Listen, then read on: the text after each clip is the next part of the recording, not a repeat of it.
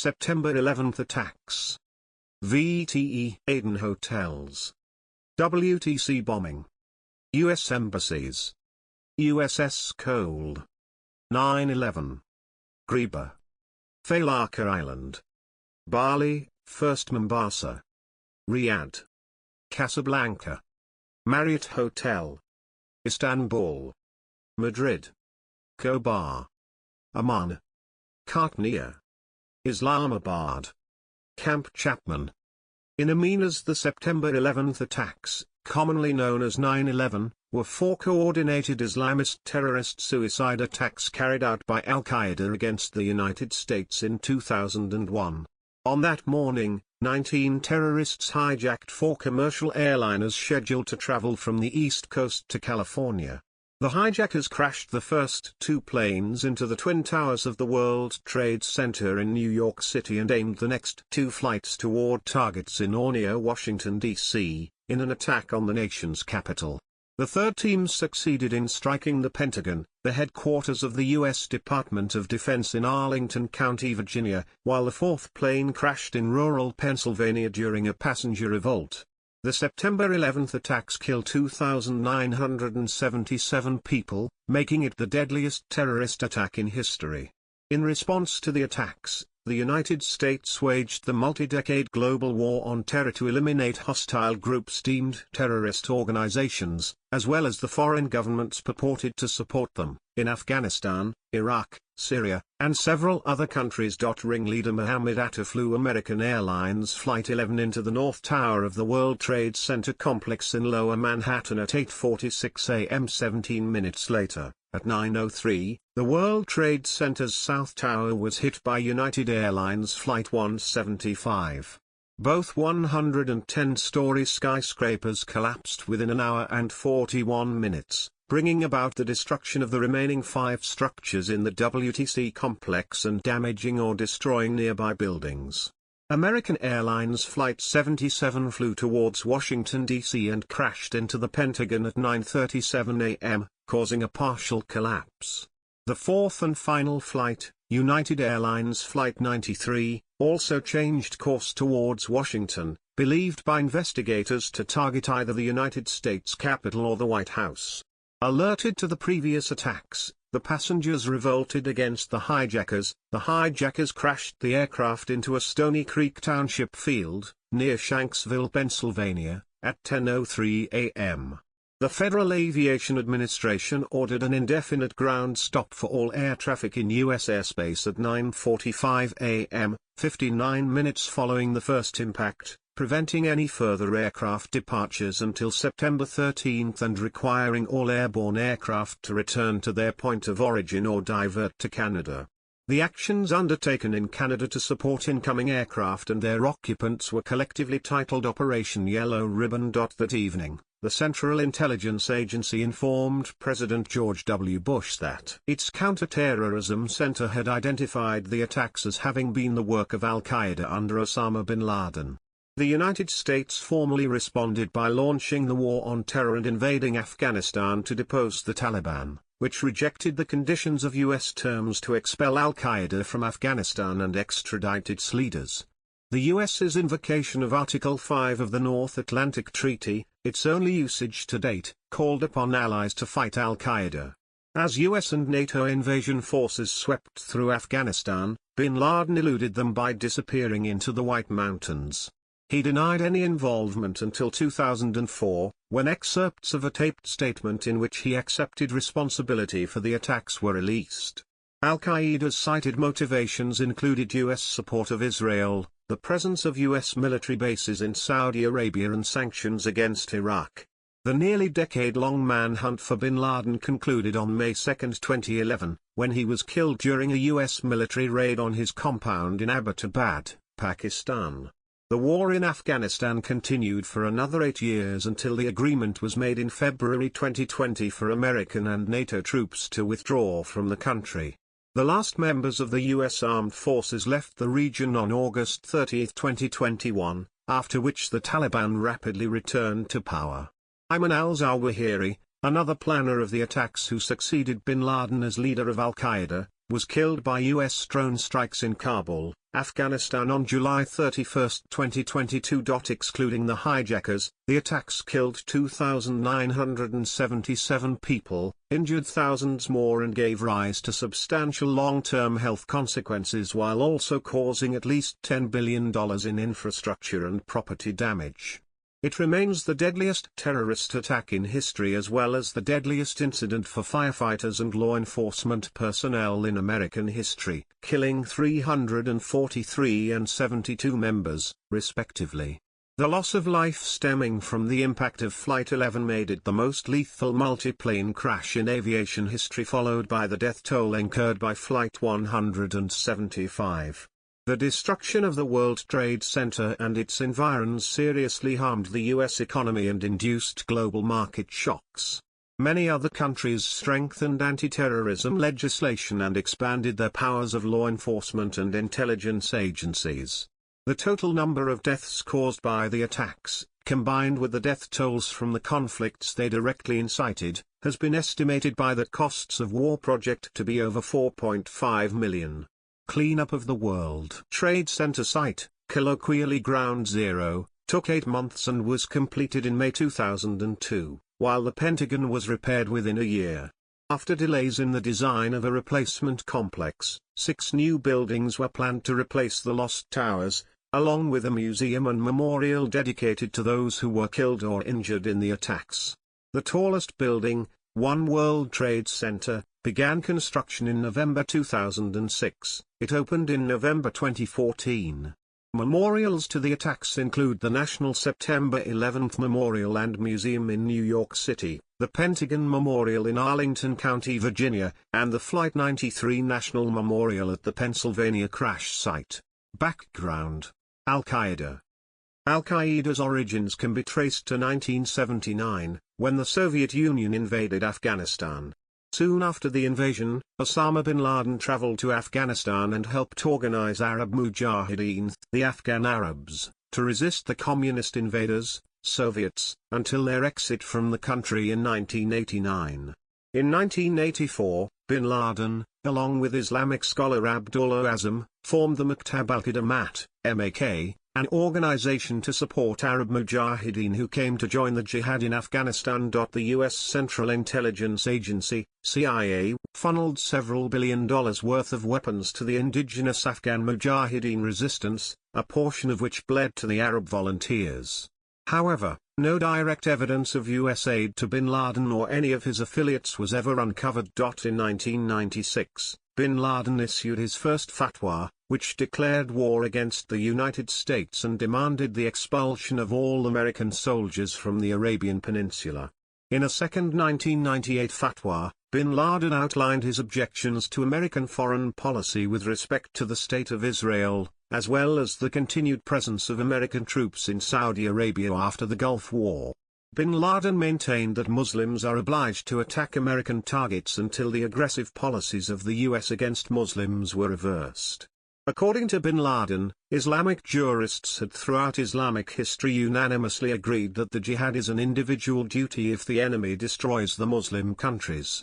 The Hamburg cell in Germany included Islamists who eventually came to be key operatives in the 9/11 attacks. Muhammad Atta, Marwan al-Sheikhi, Ziad Jarrah, Ramzi bin al-Shibh, and Said Bahaji were all members of Al-Qaeda's Hamburg cell. Bin Laden asserted that all Muslims must wage a defensive war against the United States and combat American aggression. He further argued that military strikes against American assets would send a message to the American people, attempting to force the U.S. to re-evaluate its support to Israel, and other aggressive policies. In a 1998 interview with American journalist John Miller, bin Laden stated, "We do not differentiate between those dressed in military uniforms and civilians. They are all targets in this fatwa. American history does not distinguish between civilians and military, not even women and children. They are the ones who used bombs against Nagasaki. Can these bombs distinguish between infants and military? America does not have a religion that will prevent it from destroying all people. So we tell the Americans as people, and we tell the mothers of soldiers and American mothers in general, that if they value their lives and the lives of their children, to find a nationalistic government that will look after their interests and not the interests of the Jews. The continuation of tyranny will bring the fight to America, as Ramsey yourself and others did. This is my message to the American people, to look for a serious government that looks out for their interests and does not attack others, their lands, or their honor. My word to American journalists is not to ask why we did that, but to ask what their government has done that forced us to defend ourselves. Osama bin Laden. Bin Laden orchestrated the September 11 attacks. He initially denied involvement, but later recanted his denial. Al Jazeera broadcast a statement by him on September 16, 2001, "I stress that I have not carried out this act, which appears to have been carried out by individuals with their own motivation." In November 2001, U.S. forces recovered a videotape from a destroyed house in Jalalabad, Afghanistan. In the video, bin Laden, talking to Khalid al-Harbi, admitted foreknowledge of the attacks. On December 27, 2001, a second video of bin Laden was released in which he, stopping short of admitting responsibility for the attacks, said it has become clear that the West in general and America in particular have an unspeakable hatred for Islam. It is the hatred of crusaders. Terrorism against America deserves to be praised because it was a response to injustice, aimed at forcing America to stop its support for Israel, which kills our people. We say that the end of the United States is imminent, whether bin Laden or his followers are alive or dead, for the awakening of the Muslim Ummah has occurred. It is important to hit the economy of the United States, which is the base of its military power. If the economy is hit, they will become reoccupied. Shortly before the 2004 U.S. presidential election, bin Laden used a taped statement to publicly acknowledge Al-Qaeda's involvement in the attacks. He admitted his direct link to the attacks and said they were carried out because the events that affected my soul in a direct way started in 1982 when America permitted the Israelis to invade Lebanon and the American Sixth Fleet helped them in that. This bombardment began and many were killed and injured and others were terrorized and displaced. I couldn't forget those moving scenes, blood and severed limbs, women and children sprawled everywhere. Houses were destroyed along with their occupants, high-rises demolished over their residents, rockets raining down on our home without mercy. As I looked at those demolished towers in Lebanon, it entered my mind that we should punish the oppressor in kind and that we should destroy towers in America so that they taste some of what we tasted and so that they be deterred from killing our women and children. And that day, it was confirmed to me that oppression and the intentional killing of innocent women and children is a deliberate American policy. Destruction is freedom and democracy, while resistance is terrorism and intolerance. Bin Laden personally directed his followers to attack the World Trade Center and the Pentagon. Another video obtained by Al Jazeera in September 2006 showed bin Laden with one of the attack's chief planners, Ramzi bin al-Shibh, as well as hijackers, Hamzan al-Ghamdi and Wael al-Shari, amidst making preparations for the attacks. Bin Laden had been on the Federal Bureau of Investigation, FBI, most wanted list since 1998 for the 1998 bombings of the U.S. embassies in Tanzania and Kenya.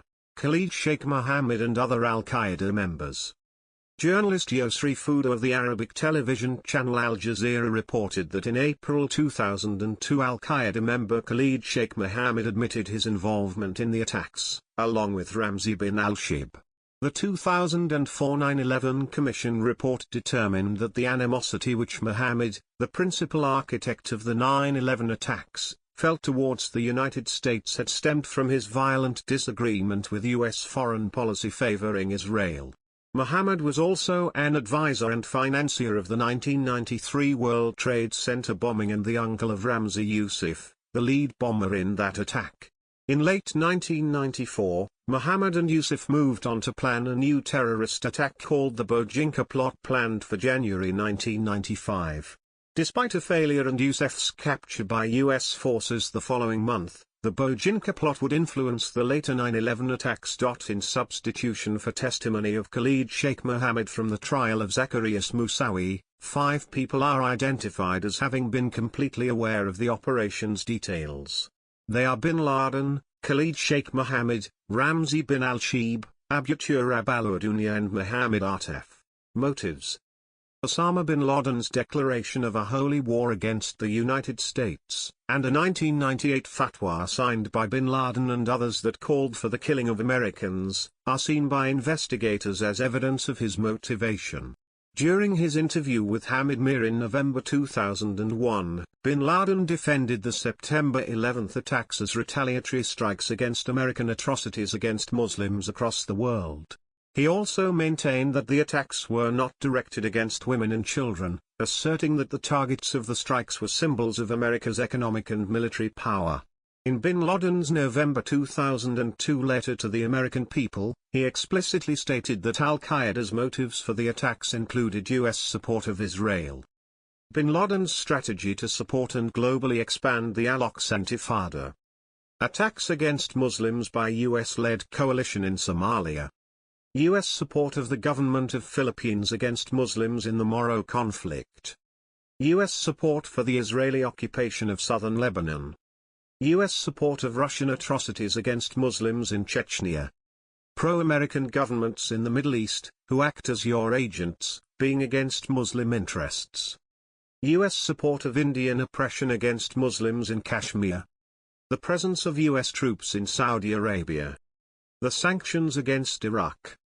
Environmental destruction after the attacks. Bin Laden and Ayman al-Zawahiri released additional videotapes and audio recordings, some of which repeated the above reasons for the attacks. 2 relevant publications were bin Laden's 2002 letter to the American people and a 2004 videotape by bin Laden. Those young men, for whom God has cleared the way, didn't set out to kill children, but rather attacked the biggest center of military power in the world, the Pentagon, which contains more than 64,000 workers, a military base which has a big concentration of army and intelligence. As for the World Trade Center, the ones who were attacked and who died in it were part of a financial power. It wasn't a children's school. Neither was it a residence. The consensus is that most of the people who were in the towers were men who backed the biggest financial force in the world, which spreads mischief throughout the world. Osama bin Laden's interview with Taysir Alaouni, October 21, 2001. As an adherent of Islam, bin Laden believed that non-Muslims are forbidden from having a permanent presence in the Arabian Peninsula.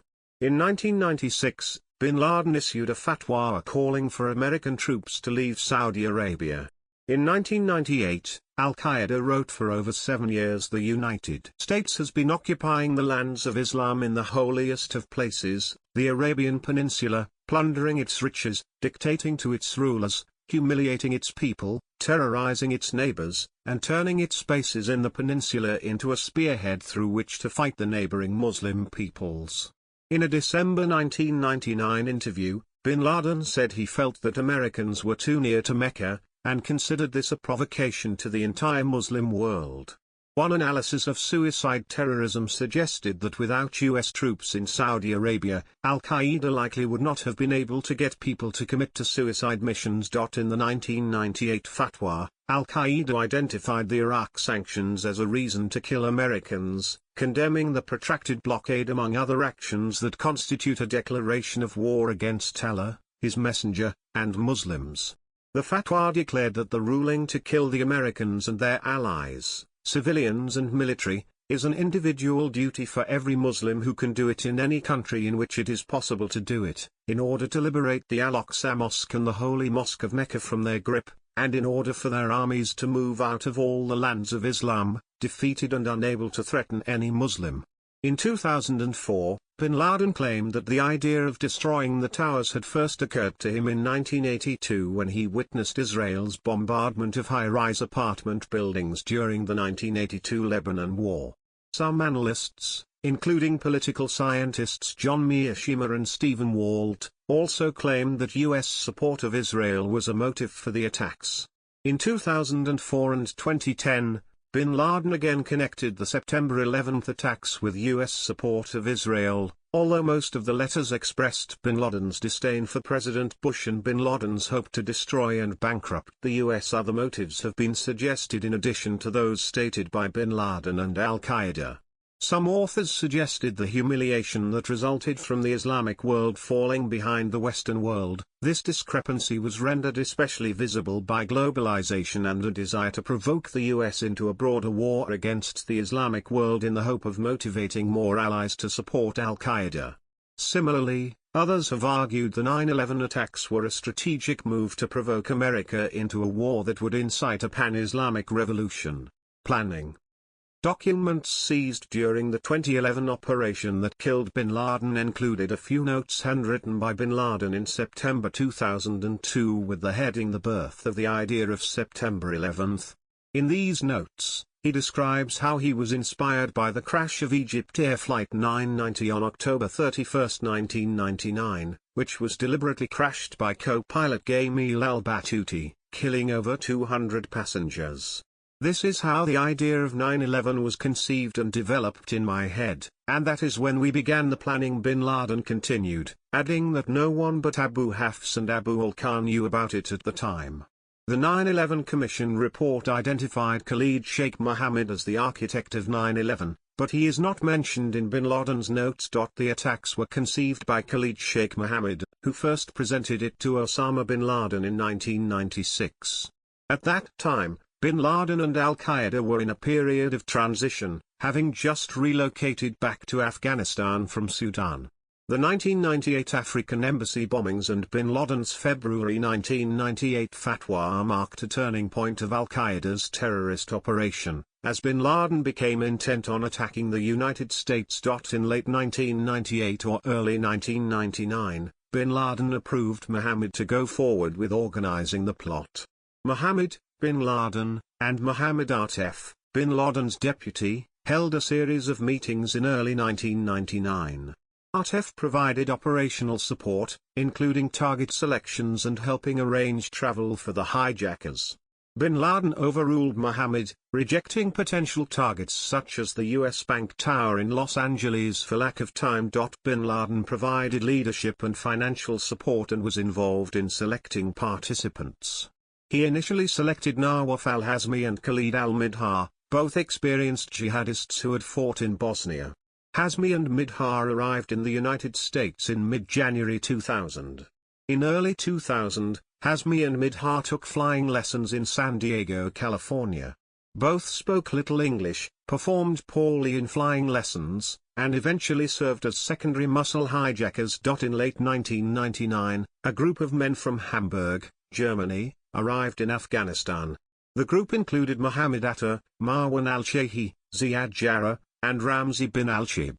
Bin Laden selected these men because they were educated, could speak English, and had experience living in the West. New recruits were routinely screened for special skills, and Al-Qaeda leaders consequently discovered that Hani Honjour already had a commercial pilot's license. Mohammed later said that he helped the hijackers blend in by teaching them how to order food in restaurants and dress in Western clothing. Honjour arrived in San Diego on December 8, 2000, joining Hazmi. 6 to 7 they soon left for Arizona, where Honjour took refresher training. 7 Marwan al-Shehi arrived at the end of May 2000, while Atta arrived on June 3, 2000, and Jarrah arrived on June 27, 2000. 6 Bin al-Shib applied several times for a visa to the United States, but as a Yemeni, he was rejected out of concerns he would overstay his visa. 14 Bin al-Shib stayed in Hamburg, providing coordination between Atta and Mohammed. 16 The 3 Hamburg cell members all took pilot training in South Florida at Huffman Aviation. 6 In the spring of 2001, the secondary hijackers began arriving in the United States. In July 2001, Atta met with Bin al-Shib in Tarragona, Catalonia, Spain, where they coordinated details of the plot, including final target selection. Bin al-Shib also passed along bin Laden's wish for the attacks to be carried out as soon as possible. Some of the hijackers received passports from corrupt Saudi officials who were family members or used fraudulent passports to gain entry. There have been a few theories that 9/11 was selected by the hijackers as the date of the attack because it resembled 911, the phone number used to report emergencies in the United States. However, Lawrence Wright wrote that the hijackers chose the date when John III Sobieski, the King of Poland and Grand Duke of Lithuania, began the battle that turned back the Ottoman Empire's Muslim armies that were attempting to capture Vienna, present-day capital of Austria, on September 11, 1683. During 1683, Vienna was the seat of the Holy Roman Empire and Habsburg monarchy, both major powers in Europe at the time. For Osama bin Laden, this was a date when the West gained some dominance over Islam, and by attacking on this date, he hoped to make a step in Islam winning the war for worldwide power and influence. Prior intelligence. In late 1999, Al-Qaeda associate Walid bin Attash, Khalid, contacted Midhar and told him to meet in Kuala Lumpur, Malaysia. Hazmi and Abu Bara al-Yemeni would also be in attendance. The NSA intercepted a telephone call mentioning the meeting, Midhar, and the name Nawaf, Hazmi. While the agency feared something nefarious might be afoot, it took no further action. The CIA had already been alerted by Saudi intelligence about the status of Midhar and Hazmi as Al-Qaeda members, and a CIA team broke into Midhar's Dubai hotel room and discovered that Midhar had a US visa. While Alex Station alerted intelligence agencies worldwide about this fact, it did not share this information with the FBI. The Malaysian Special Branch observed the January 5, 2000, meeting of the two Al-Qaeda members and informed the CIA that Midhar, Hazmi, and Khalid were flying to Bangkok, but the CIA never notified other agencies of this, nor did it ask the State Department to put Midhar on its watch list. An FBI liaison to Alex Station asked permission to inform the FBI of the meeting but was told, "This is not a matter for the FBI." By late June, senior counterterrorism official Richard Clark and CIA Director George Tenet were convinced that a major series of attacks was about to come, although the CIA believed the attacks would likely occur in Saudi Arabia or Israel. In early July, Clark put domestic agencies on full alert, telling them, "Something spectacular is going to happen here, and it's going to happen soon." He asked the FBI and the State Department to alert the embassies and police departments, and the Defense Department to go to Threat Condition Delta. Clark later wrote, "Somewhere in CIA there was information that two known Al-Qaeda terrorists had come into the United States. Somewhere in the FBI, there was information that strange things had been going on at flight schools in the United States. They had specific information about individual terrorists from which one could have deduced what was about to happen. None of that information got to me or the White House." By July, with word spreading of a coming attack, a schism emerged among the senior leadership of Al-Qaeda. Several senior members reportedly agreed with Mullah Omar. Those who reportedly sided with bin Laden included Artef, Suleiman Abu Ghaith, and KSM. But those said to have opposed him were weighty figures in the organization, including Abu Hafs the Mauritanian, Sheikh Syed al-Masri, and Saif al-Adil. One senior Al-Qaeda operative claims to recall bin Laden arguing that attacks against the United States needed to be carried out immediately to support insurgency in the Israeli-occupied territories and protest the presence of U.S. forces in Saudi Arabia. 9/11 Commission Report, p. 251. On July 13, Tom Wilcher, a CIA agent assigned to the FBI's International Terrorism Division, emailed his superiors at the CIA's Counterterrorism Center, CTC, requesting permission to inform the FBI that Hazmi was in the country and that Midhar had a U.S. visa. The CIA never responded. The same day in July, Margaret Gillespie, an FBI analyst working in the CTC, was told to review material about the Malaysia meeting.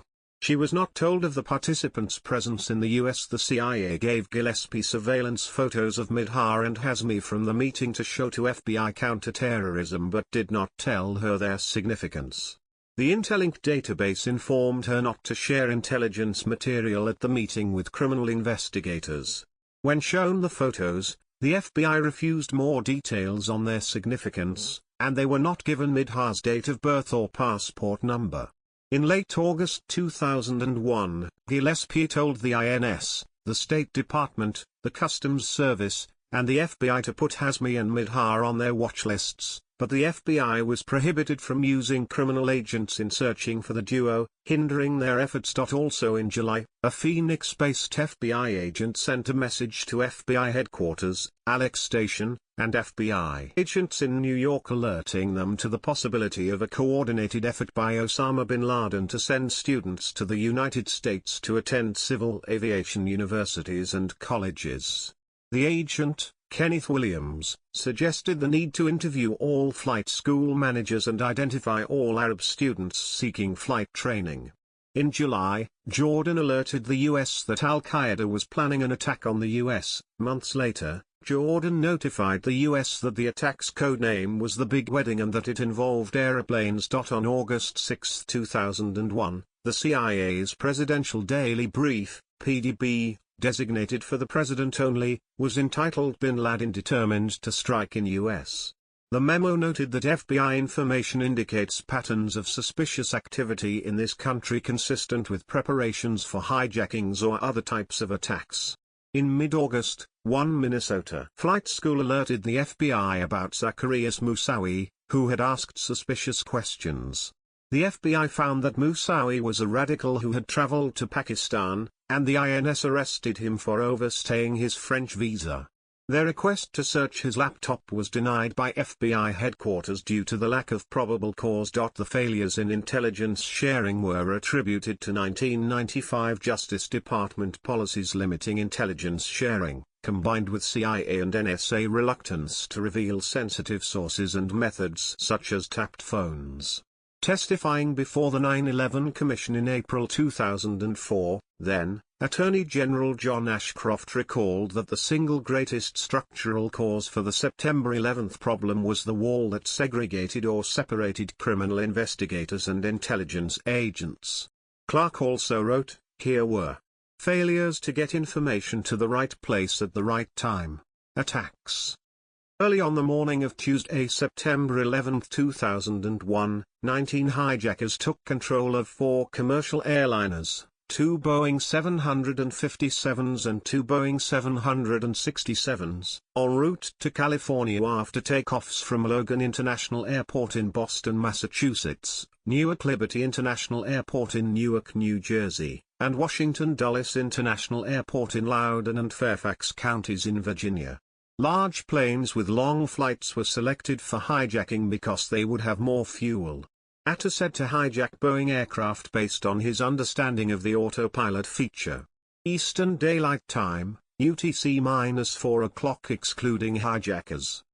Section including emergency workers. Including hijackers. The 4 crashes. At 7:59 a.m., American Airlines Flight 11 took off from Logan International Airport in Boston. 15 minutes into the flight, 5 hijackers armed with box cutters took over the plane, injuring at least 3 people, and possibly killing 1, before forcing their way into the cockpit. The terrorists also displayed an apparent explosive and sprayed mace into the cabin, to frighten the hostages into submission and further hinder resistance. Back at Logan, United Airlines Flight 175 took off at 8:14 a.m., approximately the same time as Flight 11's hijacking. Hundreds of miles southwest at Dulles International Airport, American Airlines Flight 77 left the runway at 8:20 a.m. Flight 175's journey proceeded normally for 28 minutes until 8:42 a.m., when a group of 5 hijacked the plane, murdering both pilots and stabbing several crew members before assuming control of the aircraft. These hijackers also used bomb threats to instill fear into the passengers and crew, also spraying chemical weapons to disable any opposition. Concurrently, United Airlines Flight 93 departed from Newark International Airport in New Jersey, originally scheduled to pull away from the gate at 8 a.m. The plane was running 42 minutes late. At 8:46 a.m., Flight 11 was deliberately crashed into the north face of the World Trade Center's North Tower, 1 WTC, although the initial presumption by many was that it was an accident. At 8:51 a.m., American Airlines Flight 77 was also taken over by another group of 5 who forcibly entered the cockpit 31 minutes after takeoff. Although the hijackers on this flight were equipped with knives, there were no reports of anyone on board being stabbed, nor did the 2 people who made phone calls mention the use of mace or a bomb threat.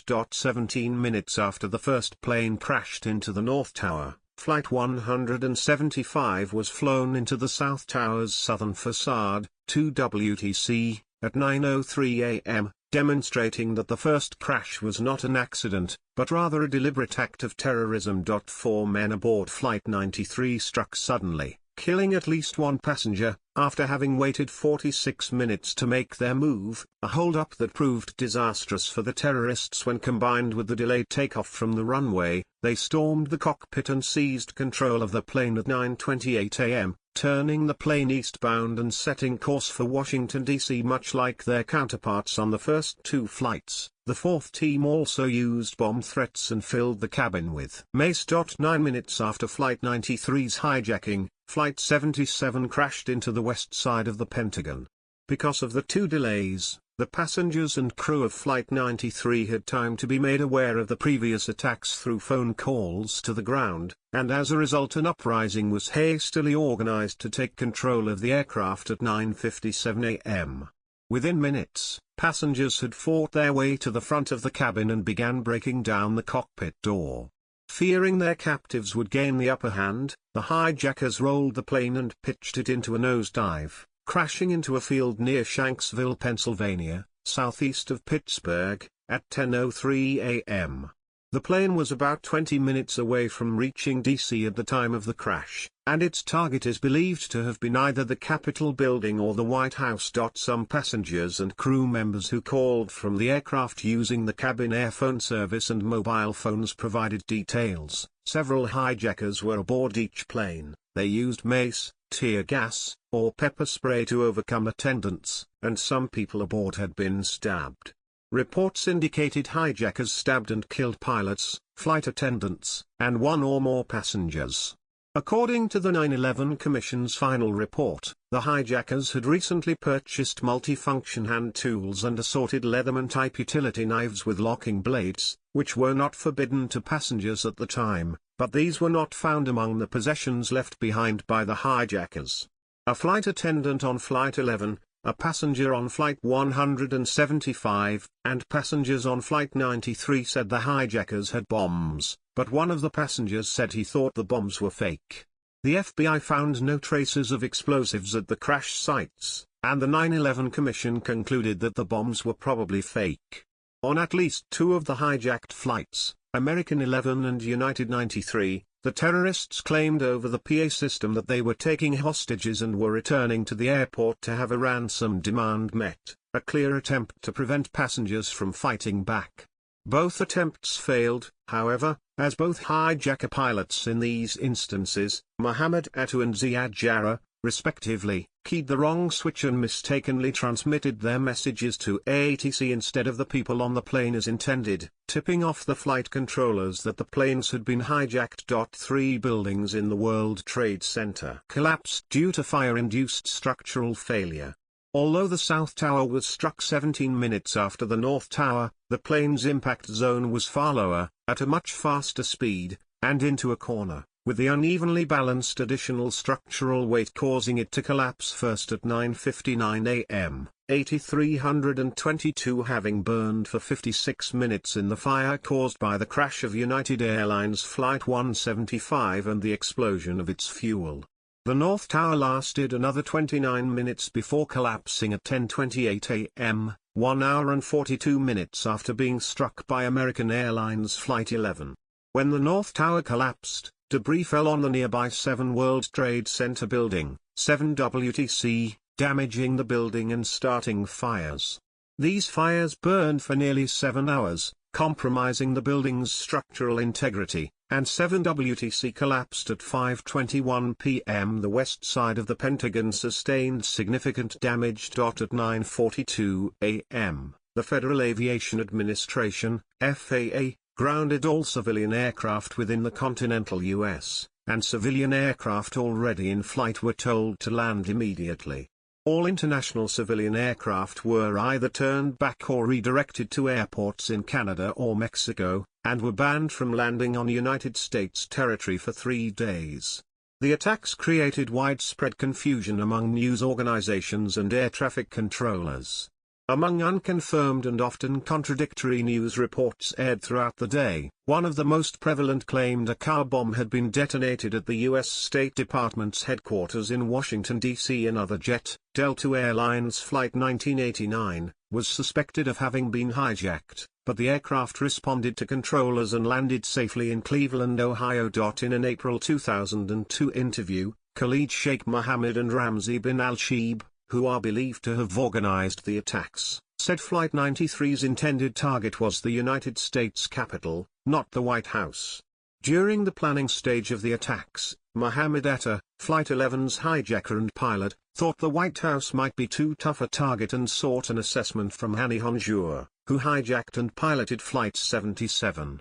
Mohammed said Al-Qaeda initially planned to target nuclear installations rather than the World Trade Center and the Pentagon, but decided against it, fearing things could get out of control. Final decisions on targets, according to Mohammed, were left in the hands of the pilots. If any pilot could not reach his intended target, he was to crash the plane. Casualties. The attack on the World Trade Center's North Tower single-handedly made 9/11 the deadliest act of terrorism in world history. Taken together, the 4 crashes caused the deaths of 2,996 people, including the hijackers, and injured thousands more. The death toll included 265 on the 4 planes, from which there were no survivors, 2,606 in the World Trade Center and in the surrounding area, and 125 at the Pentagon. Most who died were civilians, as well as 343 firefighters, 72 law enforcement officers, 55 military personnel, and the 19 terrorists. After New York, New Jersey lost the most state citizens. More than 90 countries lost citizens in the attacks. In New York City, more than 90% of the workers and visitors who died in the towers had been at or above the points of impact. In the North Tower, between 1,344 and 1,402 people were at, above or 1 floor below the point of impact, and all died. Hundreds were killed instantly the moment the plane struck. The estimated 800 people who survived the impact were trapped and died in the fires or from smoke inhalation, fell or jumped from the tower to escape the smoke and flames, or were killed in the building's collapse. The destruction of all 3 staircases in the North Tower when Flight 11 hit made it impossible for anyone from the impact zone upward to escape. 107 people not trapped by the impact died. When the plane struck between floors 93 and 99, the 92nd floor was also rendered inescapable when the crash severed all elevator shafts while debris falling from the impact zone blocked the stairwells, ensuring the deaths of all 69 workers on the floor below the point of impact. In the South Tower, around 600 people were on or above the 77th floor when Flight 175 struck and few survived. As with the North Tower, hundreds were killed at the moment of impact. Unlike those in the North Tower, the estimated 300 survivors of the crash were not technically trapped by the damage done by Flight 175's impact, but most were either unaware that a means of escape still existed or were unable to use it. One Stairwell A, narrowly avoided being destroyed as Flight 175 crashed through the building, allowing 14 people located on the floors of impact, including Stanley Premnath, a man who saw the plane coming at him, and 4 more from the floors above to escape.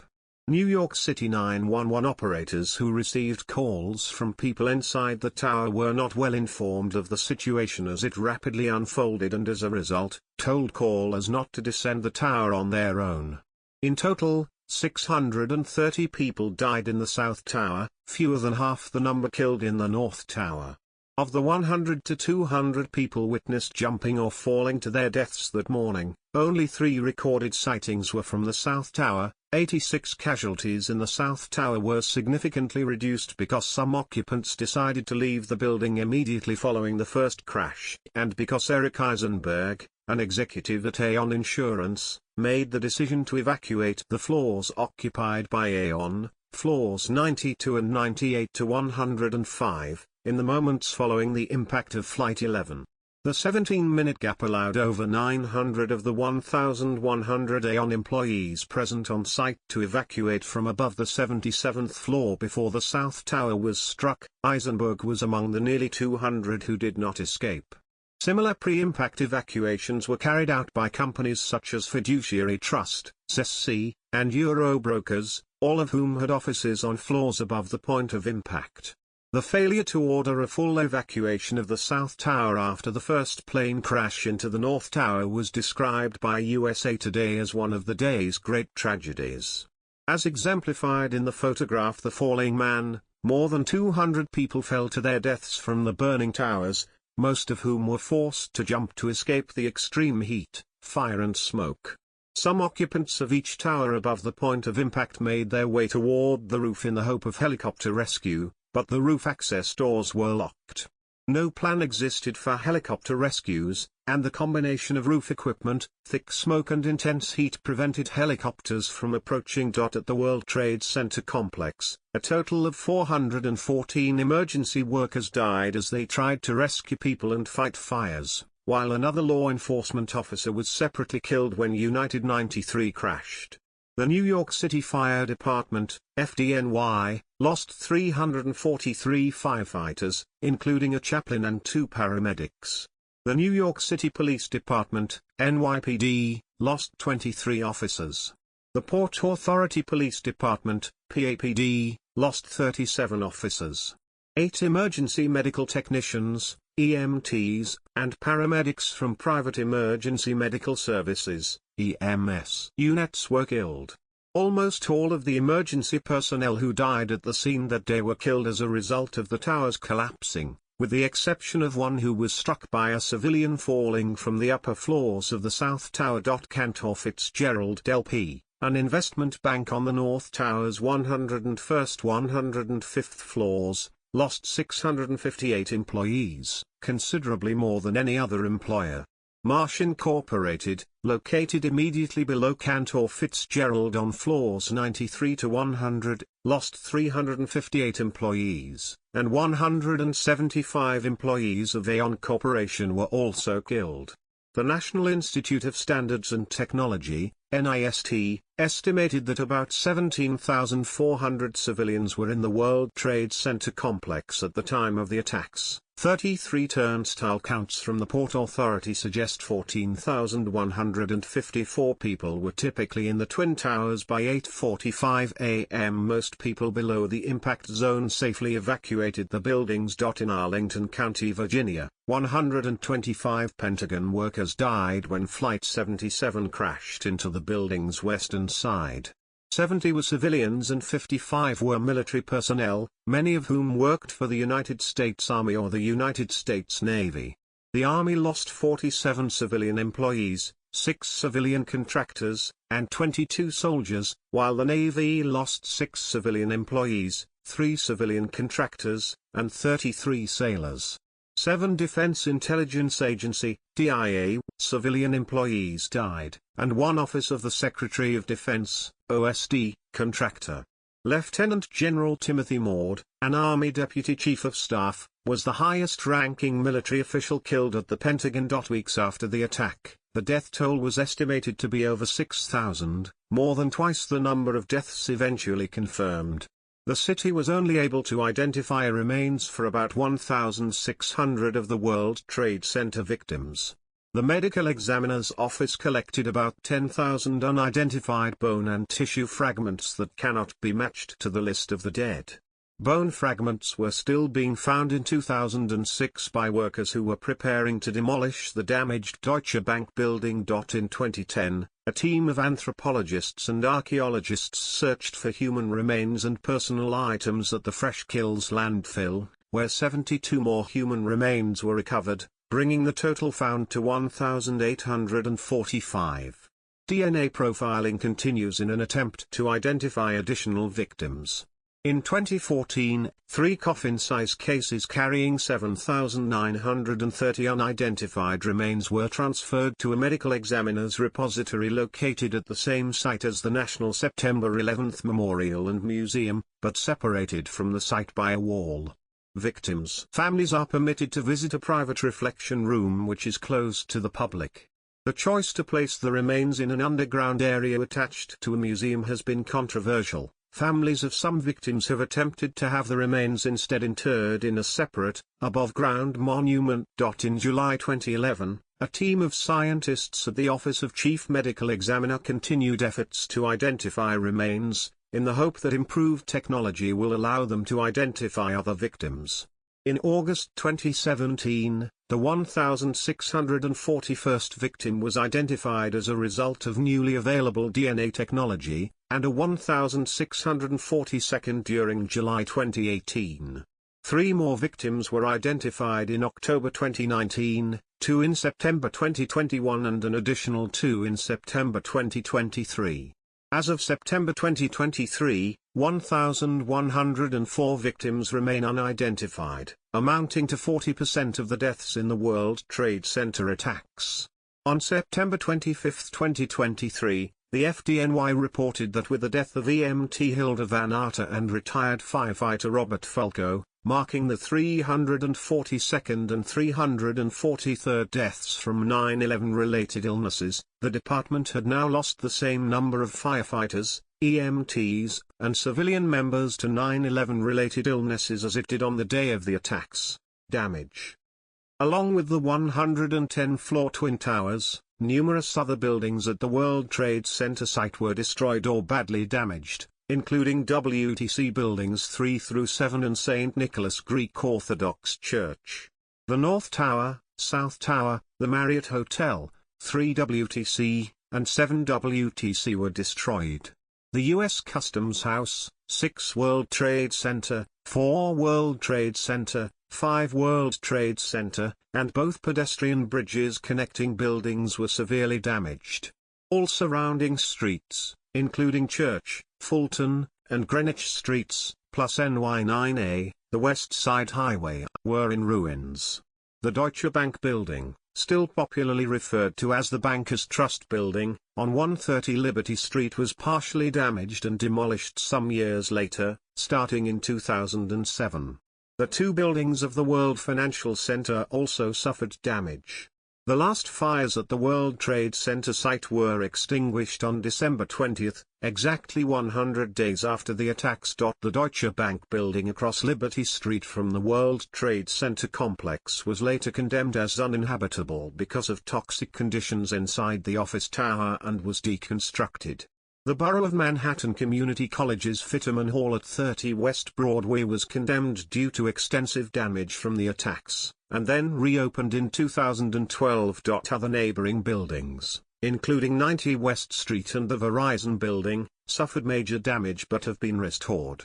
World Financial Center buildings, 1 Liberty Plaza, the Millennium Hilton, and 90 Church Street had moderate damage and have since been restored.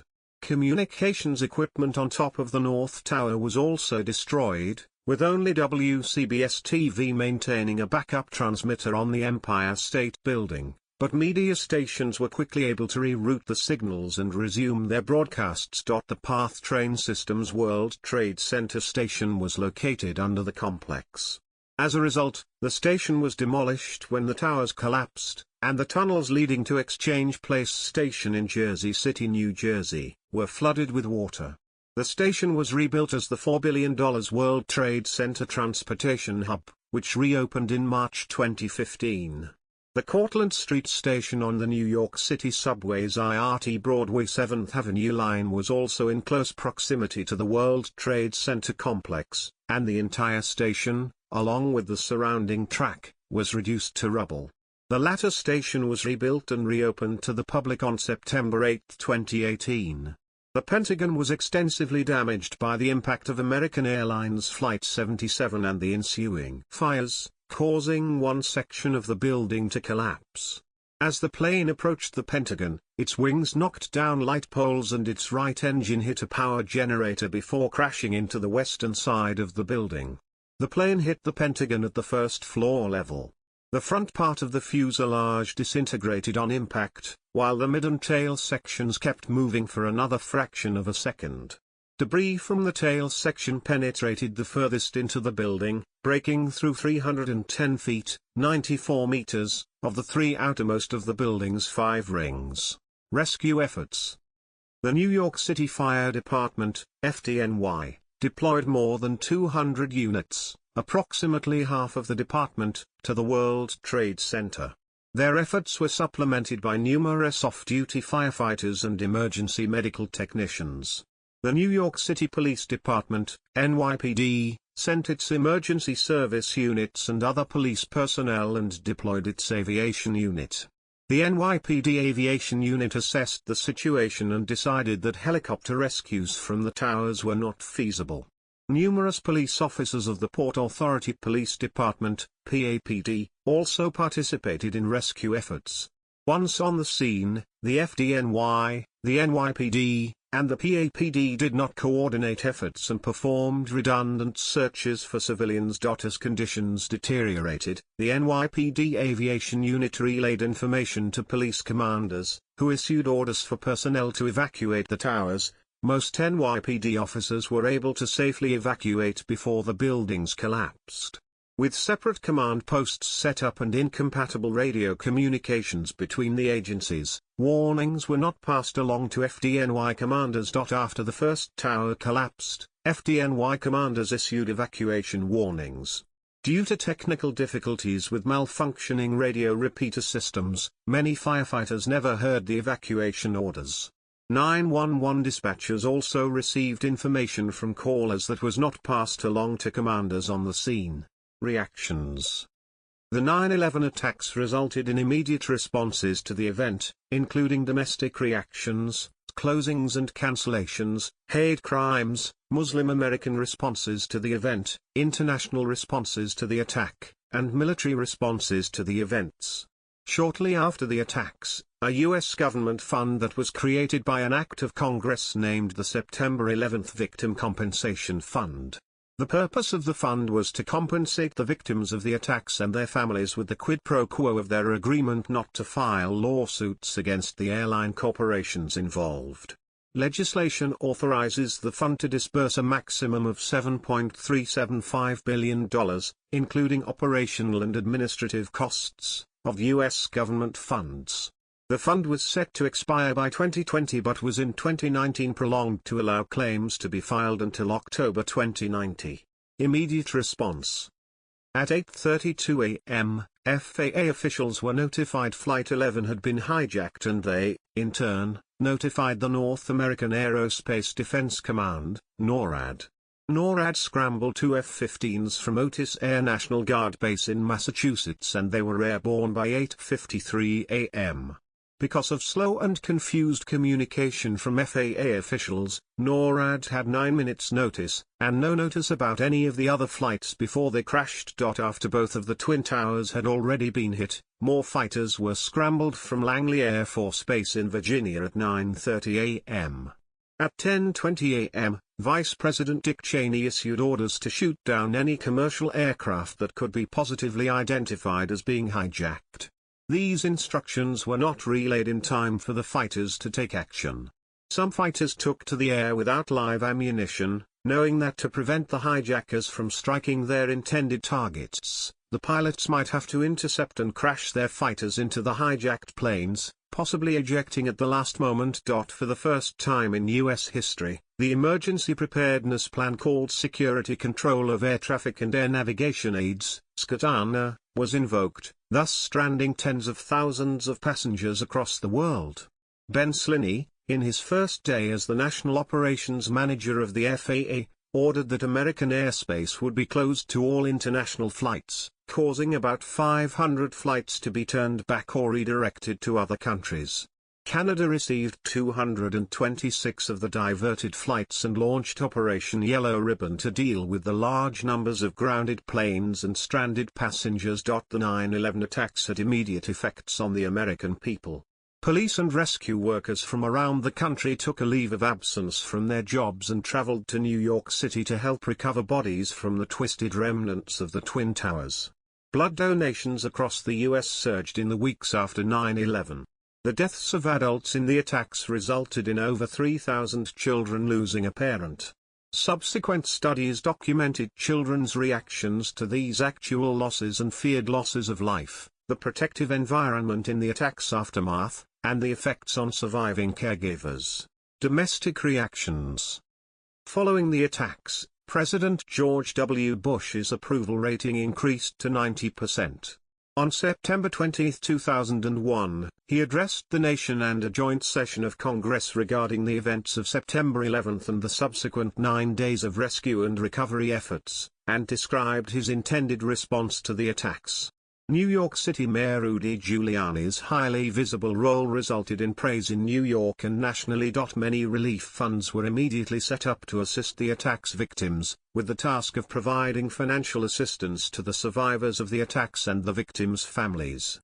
By the deadline for victims' compensation on September 11, 2003, 2,833 applications had been received from the families of those who were killed. Contingency plans for the continuity of government and the evacuation of leaders were implemented soon after the attacks.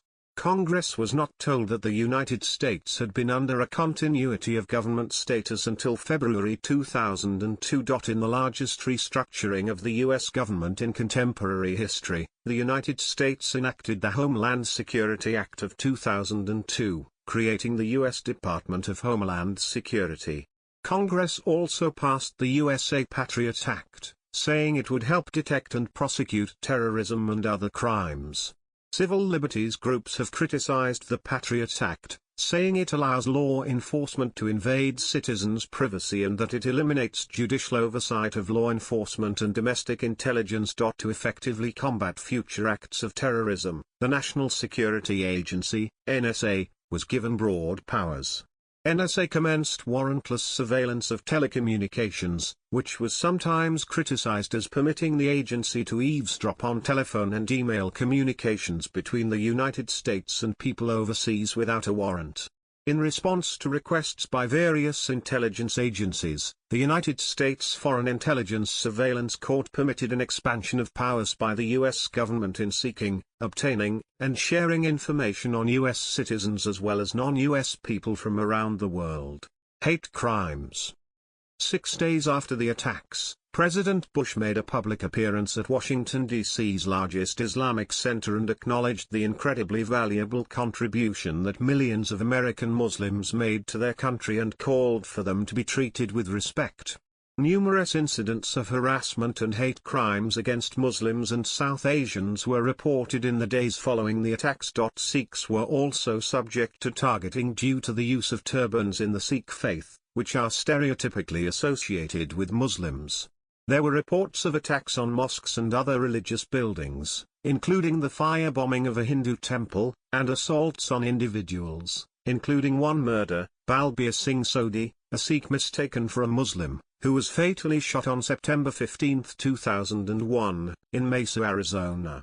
24 members of Osama bin Laden's family were urgently evacuated out of the country on a private charter plane under FBI supervision 3 days after the attacks. According to an academic study, people perceived to be Middle Eastern were as likely to be victims of hate crimes as followers of Islam during this time. The study also found a similar increase in hate crimes against people who may have been perceived as Muslims, Arabs, and others thought to be of Middle Eastern origin.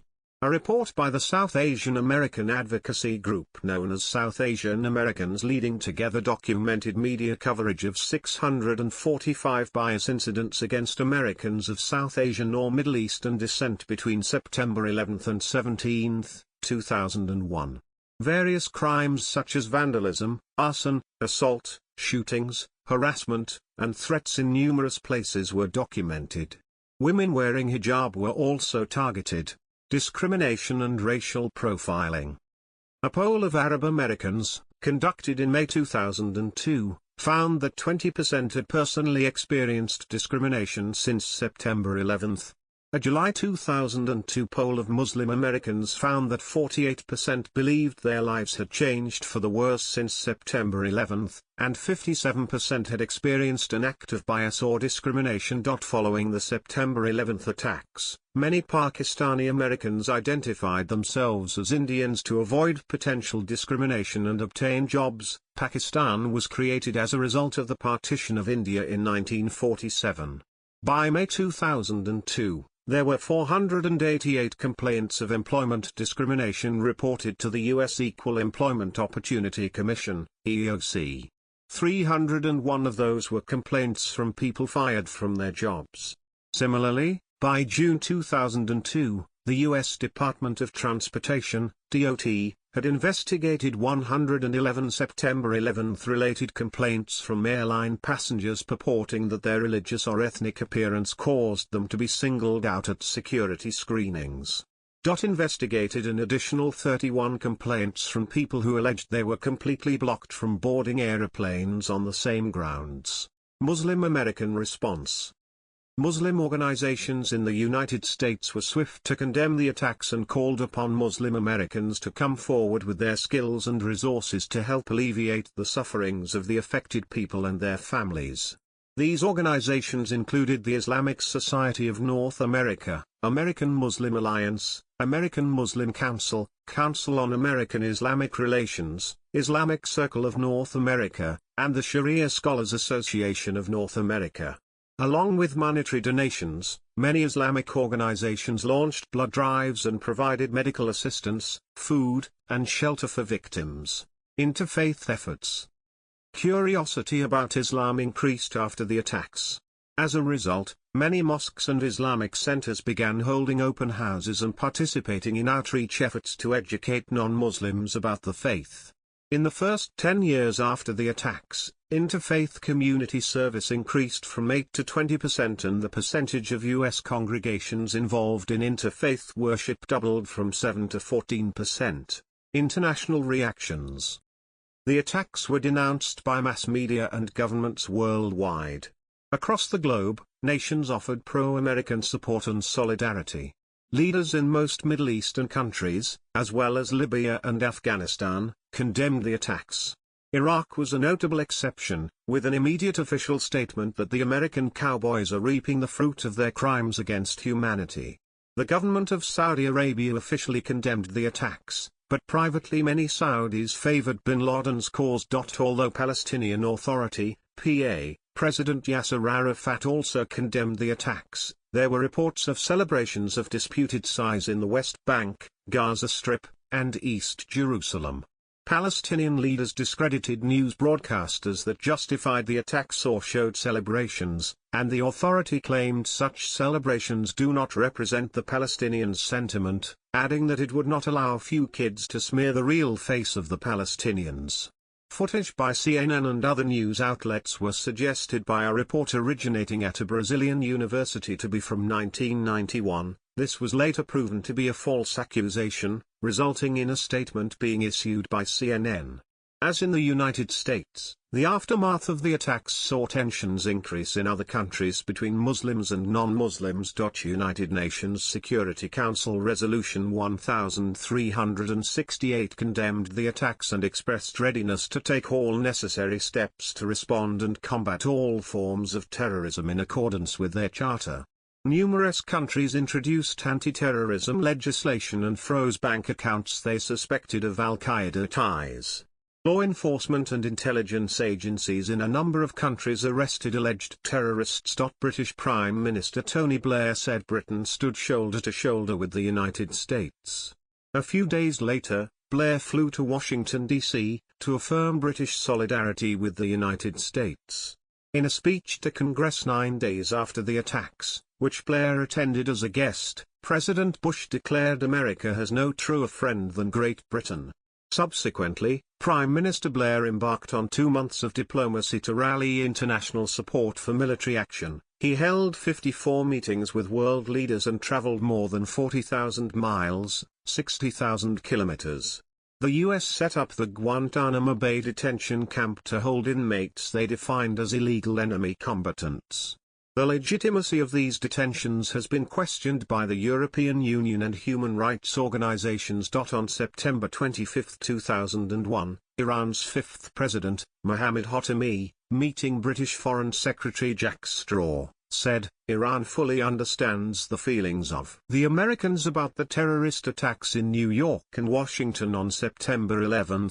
He said although the American administrations had been at best indifferent about terrorist operations in Iran, since 1979, the Iranians felt differently and had expressed their sympathetic feelings with bereaved Americans in the tragic incidents in the two cities."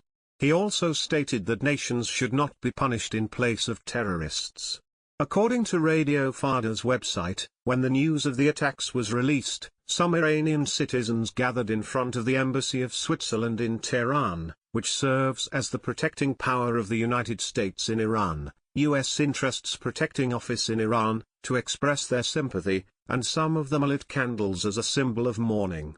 This piece of news on Radio Farda's website also states that in 2011, on the anniversary of the attacks, the United States Department of State published a post on its blog, in which the department thanked the Iranian people for their sympathy and stated that it would never forget Iranian people's kindness on those harsh days. After the attacks, both the president and the supreme leader of Iran condemned the attacks. The BBC and Time magazine published reports on holding candlelit vigils for the victims of Iranian citizens on their websites.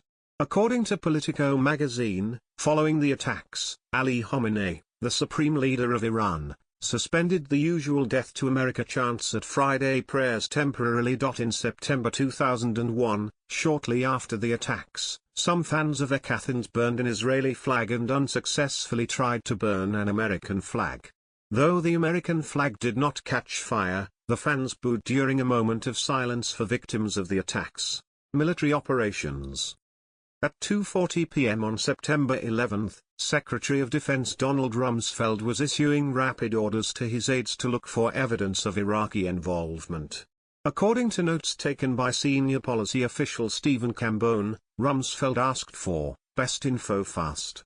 Judge whether they are good enough to hit SH at the same time. Not only UBL Cambone's notes quoted Rumsfeld as saying, need to move swiftly, near-term target needs, go massive, sweep it all up. Things related and not. In a meeting at Camp David on September 15, the Bush administration rejected the idea of attacking Iraq in response to the September 11 attacks. Nonetheless, they later invaded the country with allies, citing Saddam Hussein's support for terrorism. At the time, as many as 7 in 10 Americans believed the Iraqi president played a role in the 9/11 attacks. 3 years later, Bush conceded that he had not. The NATO Council declared that the terrorist attacks on the United States were an attack on all NATO nations that satisfied Article 5 of the NATO Charter. This marked the first invocation of Article 5, which had been written during the Cold War with an attack by the Soviet Union in mind. Australian Prime Minister John Howard, who was in Washington, D.C., during the attacks, invoked Article 4 of the ANZUS Treaty. The Bush administration announced a war on terror, with the stated goals of bringing bin Laden and Al-Qaeda to justice and preventing the emergence of other terrorist networks. These goals would be accomplished by imposing economic and military sanctions against states harboring terrorists, and increasing global surveillance and intelligence sharing. On September 14, 2001, the U.S. Congress passed the authorization for the use of military force against terrorists, which grants the President the authority to use all necessary and appropriate force against those whom he determined planned, authorized, committed or aided the September 11 attacks or who harbored said persons or groups. It is still in effect to this day. On October 7, 2001, the war in Afghanistan began when US and British forces initiated aerial bombing campaigns targeting Taliban and Al-Qaeda camps, then later invaded Afghanistan with ground troops of the Special Forces. This eventually led to the overthrow of the Taliban's rule of Afghanistan with the fall of Kandahar on December 7, 2001, by US-led coalition forces. Al-Qaeda leader Osama bin Laden, who went into hiding in the White Mountains, was targeted by U.S. coalition forces in the Battle of Tora Bora, but he escaped across the Pakistani border and remained out of sight for almost 10 years. In an interview with Taysir Al-Auni on October 21, 2001, bin Laden stated, "The events proved the extent of terrorism that America exercises in the world." Bush stated that the world has to be divided in two, Bush and his supporters, and any country that doesn't get into the global crusade is with the terrorists. What terrorism is clearer than this? Many governments were forced to support this new terrorism. America wouldn't live in security until we live it truly in Palestine. This showed the reality of America, which puts Israel's interest above its own people's interest. America won't get out of this crisis until it gets out of the Arabian Peninsula, and until it stops its support of Israel. The Philippines and Indonesia, among other nations with their internal conflicts with Islamic terrorism, also increased their military readiness. The military forces of the United States of America and the Islamic Republic of Iran cooperated to overthrow the Taliban regime, which had conflicts with the government of Iran. Iran's Quds force helped U.S. forces and Afghan rebels in the 2001 uprising in Herat. Aftermath. Health issues. Hundreds of thousands of tons of toxic debris containing more than 2,500 contaminants and known carcinogens were spread across Lower Manhattan when the Twin Towers collapsed. Exposure to the toxins in the debris is alleged to have contributed to fatal or debilitating illnesses among people who were at ground zero. The Bush administration ordered the Environmental Protection Agency, EPA, to issue reassuring statements regarding air quality in the aftermath of the attacks, citing national security, but the EPA did not determine that air quality had returned to pre-September 11 levels until June 2002. Health effects extended to residents, students, and office workers of Lower Manhattan and nearby Chinatown. Several deaths have been linked to the toxic dust, and victims' names were included in the World Trade Center Memorial. Approximately 18,000 people have been estimated to have developed illnesses as a result of the toxic dust. There is also scientific speculation that exposure to various toxic products in the air may have negative effects on fetal development. A study of rescue workers released in April 2010 found that all those studied had impaired lung functions and that 30 to 40% were reporting little or no improvement in persistent symptoms that started within the first year of the attack. Years after the attacks, legal disputes over the costs of illnesses related to the attacks were still in the court system. On October 17, 2006, a federal judge rejected New York City's refusal to pay for health costs for rescue workers, allowing for the possibility of numerous suits against the city. Government officials have been faulted for urging the public to return to Lower Manhattan in the weeks shortly after the attacks. Christine Todd Whitman, administrator of the EPA in the attacks' aftermath, was heavily criticized by a U.S. district judge for incorrectly saying that the area was environmentally safe. Mayor Giuliani was criticized for urging financial industry personnel to return quickly to the Greater Wall Street area. On December 22, 2010, the United States Congress passed the James L. Zadroga 9/11 Health and Compensation Act, which President Barack Obama signed into law on January 2, 2011. It allocated $4.2 billion to create the World Trade Center Health Program, which provides testing and treatment for people suffering from long-term health problems related to the 9/11 attacks. The WTC Health Program replaced pre-existing 9/11-related health programs such as the Medical Monitoring and Treatment Program and the WTC Environmental Health Center Program. In 2020, the NYPD confirmed that 247 NYPD police officers had died due to 9/11-related illnesses.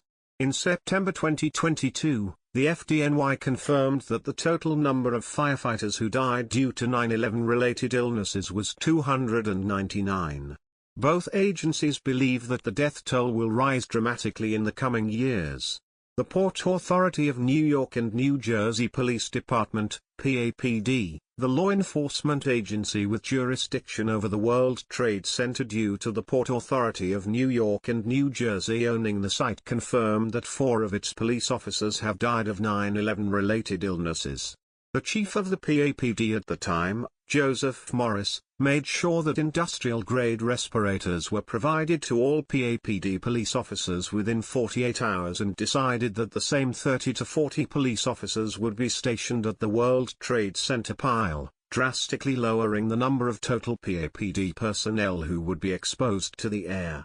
The FDNY and NYPD had rotated hundreds, if not thousands, of different personnel from all over New York City to the pile, which exposed many of them to dust that would give them cancer or other diseases years or decades later. Also, they were not given adequate respirators and breathing equipment that could have prevented future diseases. Economic.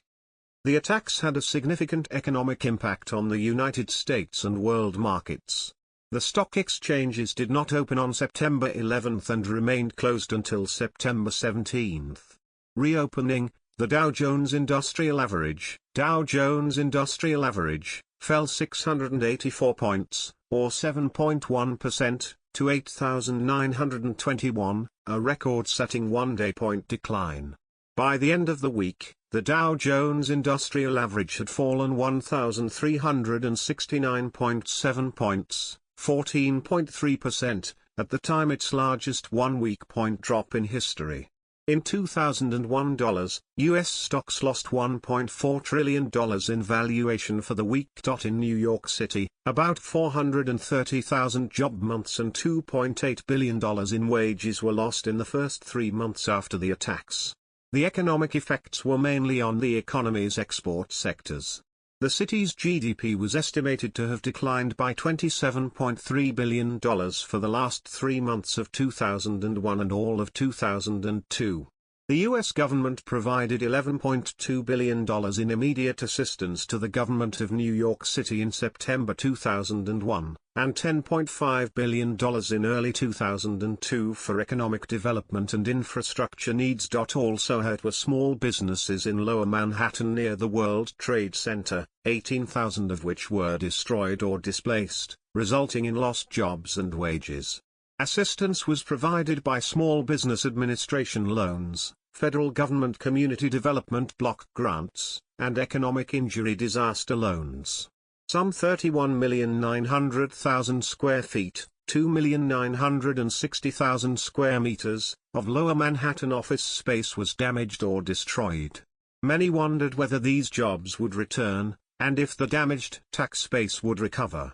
Studies of 9/11's economic effects show the Manhattan office real estate market and office employment were less affected than first feared, because of the financial services industry's need for face-to-face interaction. North American airspace was closed for several days after the attacks and air travel decreased upon its reopening, leading to a nearly 20% cutback in air travel capacity, and exacerbating financial problems in the struggling U.S. airline industry. The September 11 attacks also led to the U.S. wars in Afghanistan and Iraq, as well as additional homeland security spending, totaling at least $5 trillion. Effects in Afghanistan. If Americans are clamoring to bomb Afghanistan back to the Stone Age, they ought to know that this nation does not have so far to go. This is a post-apocalyptic place of felled cities, parched land and downtrodden people. Barry Barrack, The New York Times, September 13, 2001. Most of the Afghan population was already going hungry at the time of the September 11 attacks. In the aftermath of the attacks, tens of thousands of people attempted to flee Afghanistan due to the possibility of military retaliation by the United States. Pakistan, already home to many Afghan refugees from previous conflicts, closed its border with Afghanistan on September 17, 2001.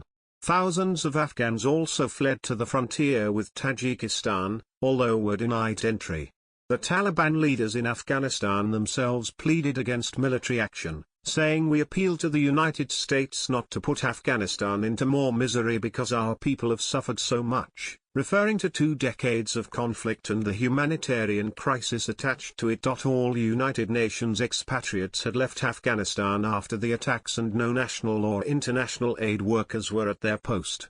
Workers were instead preparing in bordering countries like Pakistan, China and Uzbekistan to prevent a potential humanitarian catastrophe, amid a critically low food stock for the Afghan population.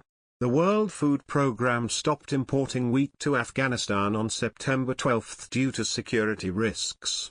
The Wall Street Journal suggested the creation of a buffer zone in an inevitable war, similarly as in the Bosnian War. Approximately 1 month after the attacks, the United States led a broad coalition of international forces to overthrow the Taliban regime from Afghanistan for their harboring of Al-Qaeda.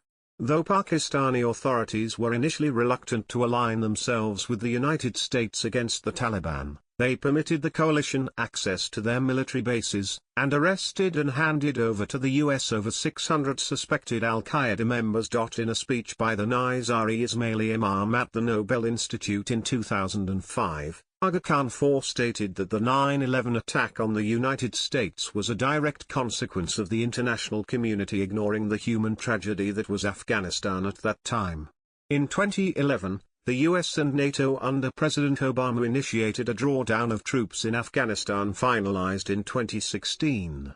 During the presidencies of Donald Trump and Joe Biden in 2020 and 2021, the United States alongside its NATO allies withdrew all troops from Afghanistan, completing the withdrawal of all regular U.S. troops on August 30, 2021, 12 days before the 20th anniversary of the September 11 attacks. The withdrawal marked the end of the 2001 to 2021 war in Afghanistan.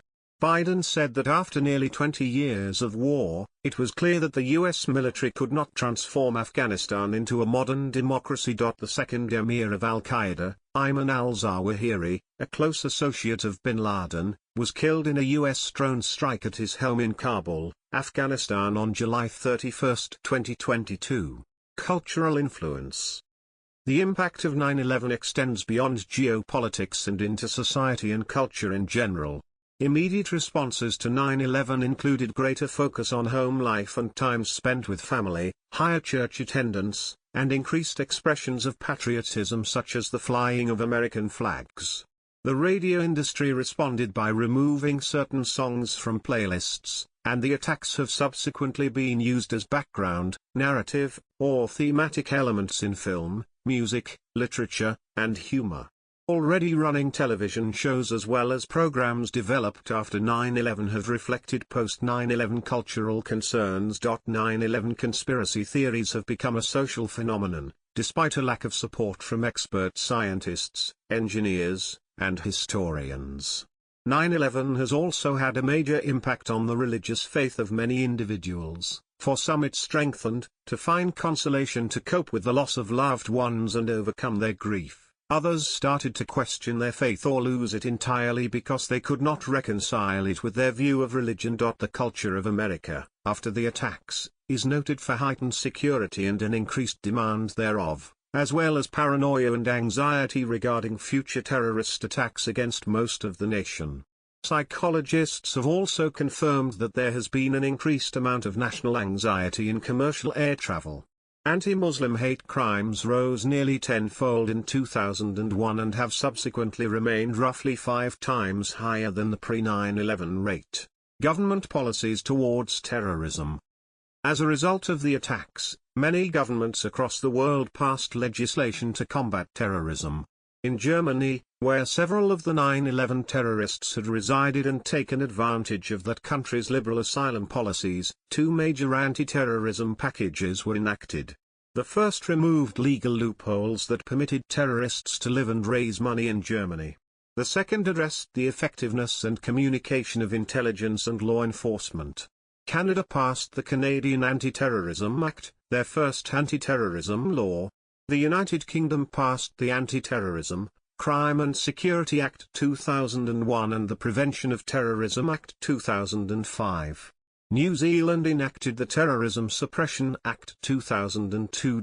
In the United States, the Department of Homeland Security was created by the Homeland Security Act of 2002 to coordinate domestic anti-terrorism efforts. The USA Patriot Act gave the federal government greater powers, including the authority to detain foreign terror suspects for a week without charge, to monitor terror suspects' telephone communications, email, and internet views, and to prosecute suspected terrorists without time restrictions. The FAA ordered that aeroplane cockpits be reinforced to prevent terrorists from gaining control of planes and assigned sky marshals to flights. Further, the Aviation and Transportation Security Act made the federal government, rather than airports, responsible for airport security. The law created the Transportation Security Administration to inspect passengers and luggage, causing long delays and concern over passenger privacy. After suspected abuses of the USA Patriot Act were brought to light in June 2013 with articles about the collection of American call records by the NSA and the PRISM program, Representative Jim Sensenbrenner, of Wisconsin, who introduced the Patriot Act in 2001, said that the NSA overstepped its bounds. Criticism of the war on terror has focused on its morality, efficiency, and cost. According to a 2021 report by the Costs of War Project, the several post-9/11 wars participated in by the United States in its war on terror have caused the displacement, conservatively calculated, of 38 million people in Afghanistan, Pakistan, Iraq, Libya, Syria, Yemen, Somalia, and the Philippines. They estimated these wars caused the deaths of 897,000 to 929,000 people directly and cost $8 trillion. In a 2023 report, the Costs of War Project estimated that there have been between 3.6 and 3.7 million indirect deaths in the post-9/11 war zones, with the total death toll being 4.5 to 4.6 million. The report defined post-9/11 war zones as conflicts that included significant United States counterterrorism operations since 9/11, which in addition to the wars in Iraq, Afghanistan, and Pakistan, also includes the civil wars in Syria, Yemen, Libya, and Somalia. The report derived its estimate of indirect deaths using a calculation from the Geneva Declaration of Secretariat, which estimates that for every person directly killed by war, 4 more die from the indirect consequences of war. The report's author Stephanie Saville stated that in an ideal scenario, the preferable way of quantifying the total death toll would have been by studying excess mortality, or by using on-the-ground researchers in the affected countries. The U.S. Constitution and U.S. law prohibits the use of torture, yet such human rights violations occurred during the war on terror under the euphemism enhanced interrogation. In 2005, The Washington Post and Human Rights Watch, HRW, published revelations concerning CIA flights and black sites, covered prisons operated by the CIA. The term torture by proxy is used by some critics to describe situations in which the CIA and other U.S. agencies have transferred suspected terrorists to countries known to employ torture. Legal proceedings. As all 19 hijackers died in the attacks, they were never prosecuted. Osama bin Laden was never formally indicted but was after a 10-year manhunt killed by U.S. Special Forces on May 2, 2011, in his compound in Abbottabad, Pakistan. The main trial of the attacks against Mohammed and his co-conspirators Walid bin Attash, Ramzi bin al-Shibh, Ammar al-Baluchi, and Mustafa Ahmad al-Hawsawi remains unresolved. Khalid Sheikh Mohammed was arrested on March 1, 2003, in Rawalpindi, Pakistan, by Pakistani security officials working with the CIA. He was then held at multiple CIA secret prisons and Guantanamo Bay, where he was interrogated and tortured with methods including waterboarding. In 2003, Mustafa al-Hawsawi and Abdulaziz Ali were arrested and transferred to U.S. custody. Both would later be accused of providing money and travel assistance to the hijackers. During U.S. hearings at Guantanamo Bay in March 2007, Mohammed again confessed his responsibility for the attacks, stating he was responsible for the 9/11 operation from A to Z and that his statement was not made under duress. In January 2023, the U.S. government opened up about a potential plea deal, with Biden giving up on the effort in September that year. To date, only peripheral persons have thus been convicted for charges in connection with the attacks. These include Zacarias Moussaoui, who was indicted in December 2001 and sentenced to life in prison without the possibility of parole in May 2006 by a U.S. federal jury. Munir al-Motasadiq, who was first convicted in February 2003 by a federal court of justice in Germany and was deported to Morocco in October 2018 after serving his sentence. Abu Darda, who was arrested in November 2001, sentenced by a Spanish high court and released from prison in May 2013. On the 31st of July 2024, the New York Times reported that Mohammed, Walid bin Attash and Mustafa al-Hawsawi agreed to plead guilty to conspiracy in exchange for life sentences, avoiding trial and execution.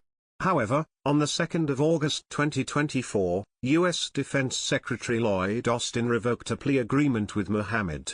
Investigations. FBI. Immediately after the attacks, the Federal Bureau of Investigation started Pent Bomb, the largest criminal inquiry in United States history. At its height, more than half of the FBI's agents worked on the investigation and followed 500,000 leads. The FBI concluded that there was clear and irrefutable evidence linking Al-Qaeda and bin Laden to the attacks. The FBI quickly identified the hijackers, including leader Mohammed Atta, when his luggage was discovered at Boston's Logan Airport. Atta had been forced to check 2 of his 3 bags due to space limitations on the 19-seat commuter flight he took to Boston. Due to a new policy instituted to prevent flight delays, the luggage failed to make it aboard American Airlines Flight 11 as planned. The luggage contained the hijackers' names, assignments, and Al-Qaeda connections. It had all these Arab language papers that amounted to the Rosetta Stone of the investigation, said one FBI agent. Within hours of the attacks, the FBI released the names and in many cases the personal details of the suspected pilots and hijackers. Abu Jandal, who served as bin Laden's chief bodyguard for years, confirmed the identity of 7 hijackers as Al-Qaeda members during interrogations with the FBI on September 17. He had been jailed in a Yemeni prison since 2000. On September 27, 2001, photos of all 19 hijackers were released, along with information about possible nationalities and aliases. 15 of the men were from Saudi Arabia, 2 were from the United Arab Emirates, 1 was from Egypt, and 1 was from Lebanon. By midday, the U.S. National Security Agency and German intelligence agencies had intercepted communications pointing to Osama bin Laden. 2 of the hijackers were known to have traveled with a bin Laden associate to Malaysia in 2000 and hijacker Mohammed Atta had previously gone to Afghanistan. He and others were part of a terrorist cell in Hamburg. One of the members of the Hamburg cell in Germany was discovered to have been in communication with Khalid Sheikh Mohammed, who was identified as a member of Al-Qaeda. Authorities in the United States and the United Kingdom also obtained electronic intercepts, including telephone conversations and electronic bank transfers, which indicated that Mohammed Atta, a bin Laden deputy, was a key figure in the planning of the 9/11 attacks.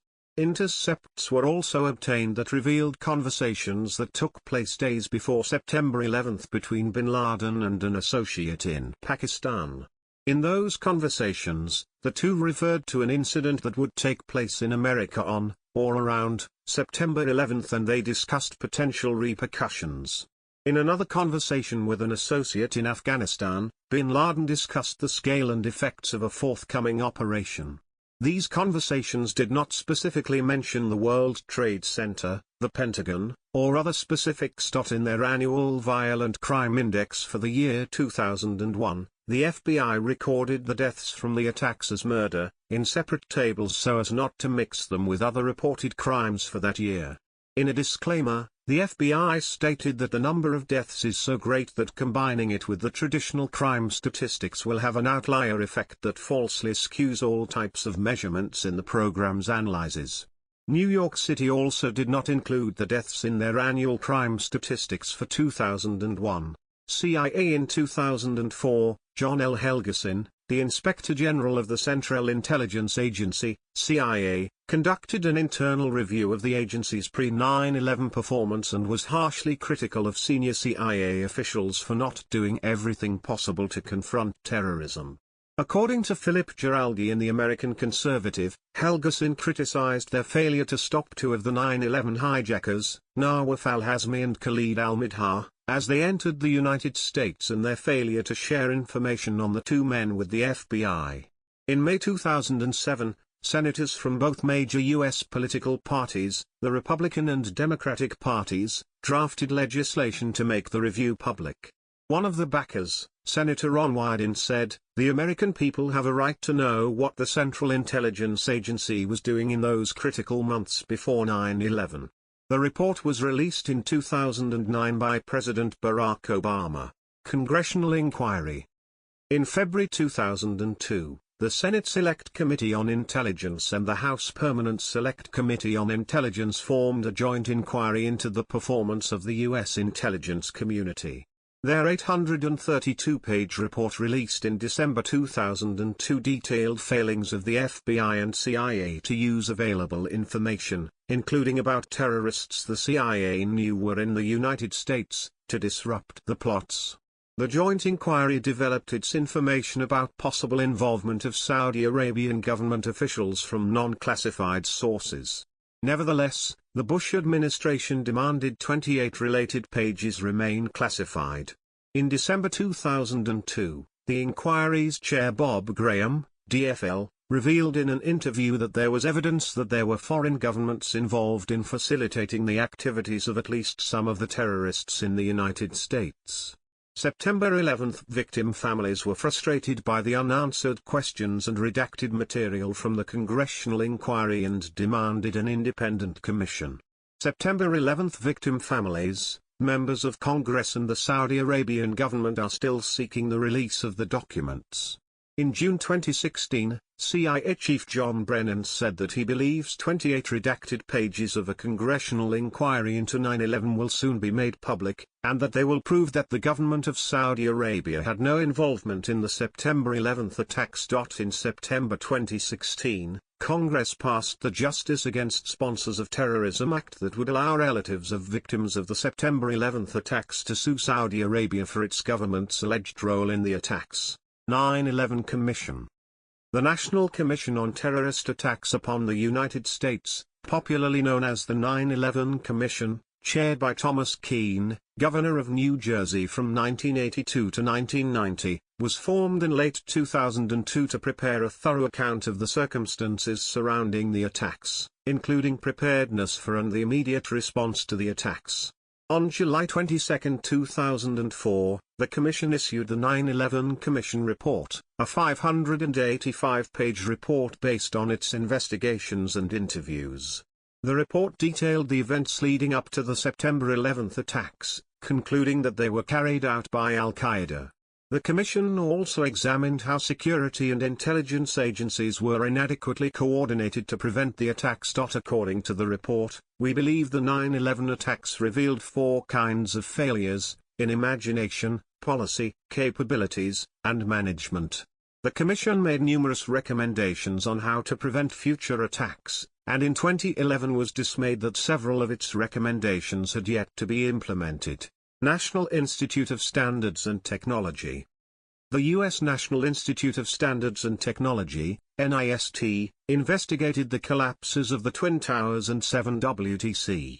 The investigations examined why the buildings collapsed and what fire protection measures were in place, and evaluated how fire protection systems might be improved in future construction. The investigation into the collapse of 1 WTC and 2 WTC was concluded in October 2005 and that of 7 WTC was completed in August 2008. NIST found that the fireproofing on the Twin Towers steel infrastructures was blown off by the initial impact of the planes and that had this not occurred, the towers likely would have remained standing. A 2007 study of the North Tower's collapse published by researchers of Purdue University determined that since the plane's impact had stripped off much of the structure's thermal insulation, the heat from a typical office fire would have softened and weakened the exposed girders and columns enough to initiate the collapse regardless of the number of columns cut or damaged by the impact. The director of the original investigation stated that the towers did amazingly well. The terrorist aircraft didn't bring the buildings down, it was the fire that followed. It was proven that you could take out 2/3 of the columns in a tower and the building would still stand. The fires weakened the trusses supporting the floors, making the floors sag. The sagging floors pulled on the exterior steel columns, causing the exterior columns to bow inward. With the damage to the core columns, the buckling exterior columns could no longer support the buildings, causing them to collapse. Additionally, the report found the tower's stairwells were not properly reinforced to provide adequate emergency escape for people above the impact zones. NIST concluded that uncontrolled fires in 7WTC caused floor beams and girders to heat and subsequently caused a critical support column to fail, initiating a fire-induced progressive collapse that brought the building down. Alleged Saudi government role. In July 2016, the Obama administration released a document compiled by U.S. investigators Dana Leesman and Michael Jacobson, known as File 17, which contains a list naming 36 people, including the suspected Saudi intelligence officers attached to Saudi Arabia's embassy in Washington, D.C., which connects Saudi Arabia to the hijackers. In September 2016, Congress passed the Justice Against Sponsors of Terrorism Act. The practical effect of the legislation was to allow the continuation of a long-standing civil lawsuit brought by families of victims of the September 11 attacks against Saudi Arabia for its government's alleged role in the attacks. In March 2018, a U.S. judge formally allowed a suit to move forward against the government of Saudi Arabia brought by 9/11 survivors and victims' families. In 2022, the families of some 9/11 victims obtained 2 videos and a notepad seized from Saudi national Omar al-Bayoumi by the British courts. The first video showed him hosting a party in San Diego for Nawaf al-Hazmi and Khalid al-Midha, the first 2 hijackers to arrive in the US. The other video showed al-Bayoumi greeting the cleric Anwar al-Awlaki, who was blamed for radicalizing Americans and later killed in a CIA drone strike. The notepad depicted a hand-drawn aeroplane and some mathematical equations that, according to a pilot's court statement, might have been used to calculate the rate of descent to get to a target. According to a 2017 FBI memo, from the late 1990s up until the 9/11 attack, al-Bayoumi was a paid co-optee of the Saudi General Intelligence Presidency. As of April 2022, he is believed to be living in Saudi Arabia, which has denied any involvement in 9/11. Rebuilding and memorials. Reconstruction. On the day of the attacks, New York City Mayor Rudy Giuliani stated, "We will rebuild. We're going to come out of this stronger than before, politically stronger, economically stronger. The skyline will be made whole again."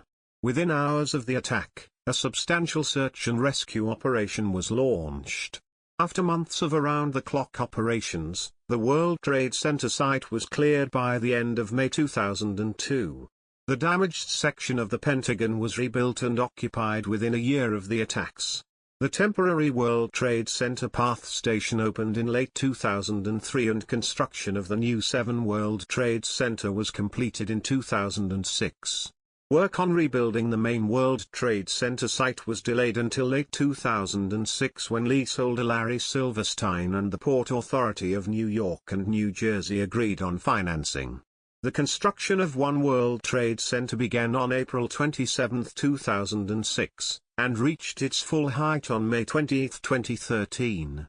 The spire was installed atop the building at that date, putting 1WTC's height at 1,776 feet, 541 meters, and thus claiming the title of the tallest building in the Western Hemisphere. 1WTC finished construction and opened on November 3, 2014. On the World Trade Center site, 3 more office towers were to be built 1 block east of where the original towers stood. 4WTC, meanwhile, opened in November 2013, making it the second tower on the site to open behind 7 World Trade Center, as well as the first building on the Port Authority property. 3WTC opened on June 11, 2018, becoming the 4th skyscraper at the site to be completed.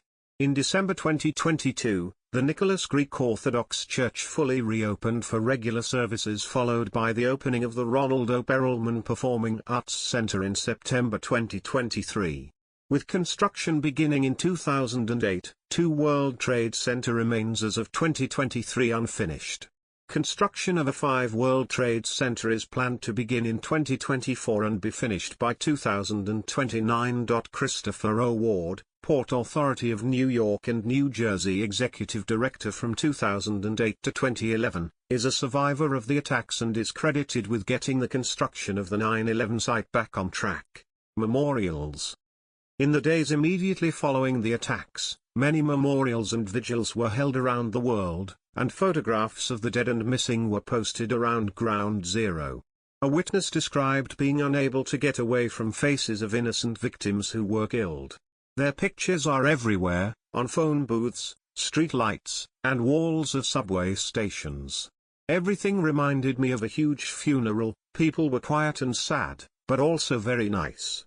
Before, New York gave me a cold feeling. Now people were reaching out to help each other. President Bush proclaimed Friday, September 14, 2001, as Patriot Day. One of the first memorials was the Tribute in Light, an installation of 88 searchlights at the footprints of the World Trade Center towers. In New York City, the World Trade Center Site Memorial Competition was held to design an appropriate memorial on the site. The winning design, reflecting absence, was selected in August 2006, and consists of a pair of reflecting pools in the footprints of the towers, surrounded by a list of the victims' names in an underground memorial space. The memorial was completed on September 11, 2011. A museum also opened on site on May 21, 2014. The Sphere by the German sculptor Fritz Koenig is the world's largest bronze sculpture of modern times, and stood between the Twin Towers on the Austin J. Tobin Plaza of the World Trade Center in New York City from 1971 until the terrorist attacks on September 11, 2001. The sculpture, weighing more than 20 tons, was the only remaining work of art to be recovered largely intact from the ruins of the collapsed Twin Towers after the attacks. Since then, the work of art, known in the US as the Sphere, has been transformed into an important symbolic monument of 9/11 commemoration. After being dismantled and stored near a hangar at John F. Kennedy International Airport, the sculpture was the subject of the 2001 documentary The Sphere by filmmaker Percy Adlon. On August 16, 2017, the work was reinstated, installed at the Liberty Park, close to the new World Trade Center aerial and the 9/11 Memorial. In Arlington County, the Pentagon Memorial was completed and opened to the public on the 7th anniversary of the attacks in 2008. It consists of a landscaped park with 184 benches facing the Pentagon. When the Pentagon was repaired in 2001 to 2002, a private chapel and indoor memorial were included, located at the spot where Flight 77 crashed into the building. In Shanksville, a concrete and glass visitor center was opened on September 10, 2015, situated on a hill overlooking the crash site and the White Marble Wall of Names. An observation platform at the visitor center and the White Marble Wall are both aligned beneath the path of Flight 93. A temporary memorial is located 500 yards, 457 meters, from the crash site. New York City firefighters donated a cross made of steel from the World Trade Center and mounted on top of a platform shaped like the Pentagon. It was installed outside the firehouse on August 25, 2008. Many other permanent memorials are elsewhere. Scholarships and charities have been established by the victims' families and by many other organizations and private figures. On every anniversary in New York City, the names of the victims who died there are read out against a background of somber music. The President of the United States attends a memorial service at the Pentagon, and asks Americans to observe Patriot Day with a moment of silence. Smaller services are held in Shanksville, Pennsylvania, which are usually attended by the First Lady. In September 2023, President Joe Biden did not attend services in the affected areas, instead marking the day in Anchorage, Alaska, the first U.S. president to do so since the attacks.